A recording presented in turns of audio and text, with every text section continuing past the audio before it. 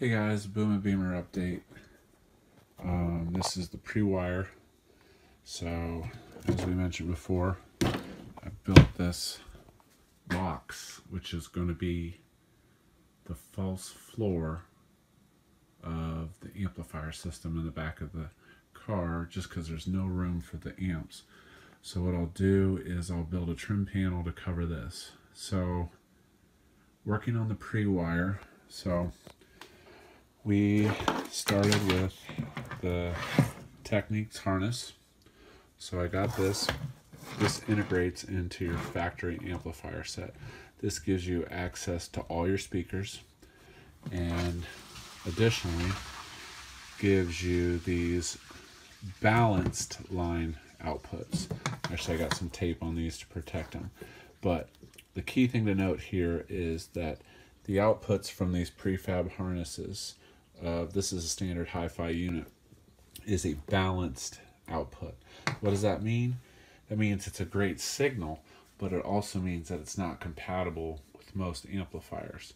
So you have to do something to convert the balanced line to unbalanced. Now, I've seen some things where people use the speaker level adapters to tap in.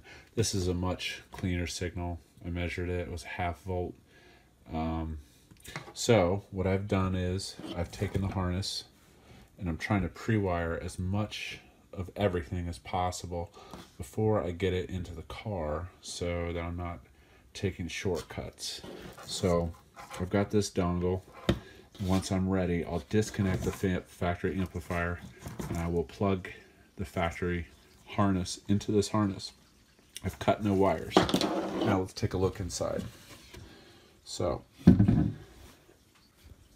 this is what we got going on here. So the dongle goes in and feeds each of the amplifiers. Now, a lot of people are like, oh, I'm gonna do the JL XD 900 or 600. I chose the Precision Power Class Ds, much higher power than the JL, doing these standalones. I'm getting 145 by 4 at 4 ohms out of this P900, and then I got a P600 that's 190 times 2 that's going to drive the underfloor subs. Now, back to these audio control outputs. Remember how I said these are balanced line?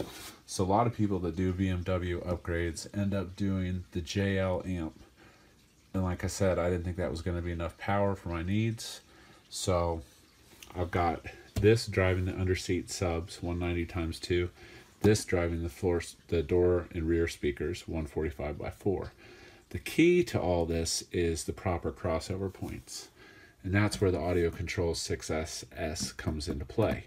Now, if I was replacing my head unit, I wouldn't have the problem of these balanced line.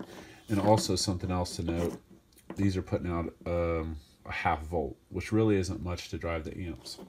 So another advantage of the 6SS is that you get up to 13 volts output, and it converts the balanced line to unbalanced, which your typical car audio amplifiers take is the unbalanced output. So these are going to get plugged into the audio control. And for starters, this is a nice 24 dB crossover, so I get a nice steep slope on my mids and highs. Well, I don't have rear subs yet, which that's that beast up there, the 1500 times 1. That's going in a little later. That's going to hopefully run 2 sundown 10s or a single 12. Not sure yet. But in the meantime, I'm going to use the underseat speakers as subwoofers. I'm going to cross those at 100 hertz and below with a 30 hertz subsonic filter. That's another nice thing about the 6SS is you can change the crossover frequency for your underseat subs. So I'm going with 30, not trying to destroy them. And so I'll run this 100 and down, and this is going to be 100 and up. Now, then another nice thing, the audio control has a low pass output. So if I wanted to band pass the 8-inch underseat subs and then do a high pass, and then different kind of setup. I could change the whole setup. Now, to change the crossover frequencies on the 6SS, I did have to do a little research on finding the 16-pin resistors on DigiKey, which I can post some of those numbers up of what I did to switch those out. So, initially, subs, 100 hertz and below, doors and rears, 100 hertz and ups, 24 dB crossover. And I've just got some temporary power stuff over here.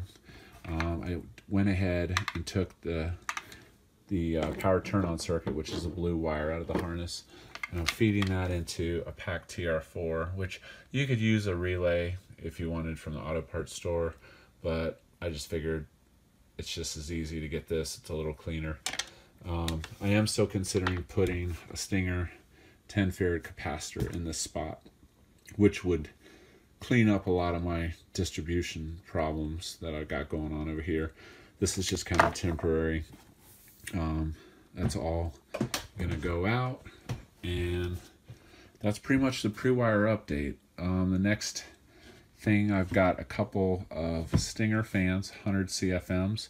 I'm gonna have in a push-pull configuration, so sucking in, pulling out, and then I'm just gonna get like a heating and cooling cover on top of the trim cover that should be BMW carpet gray.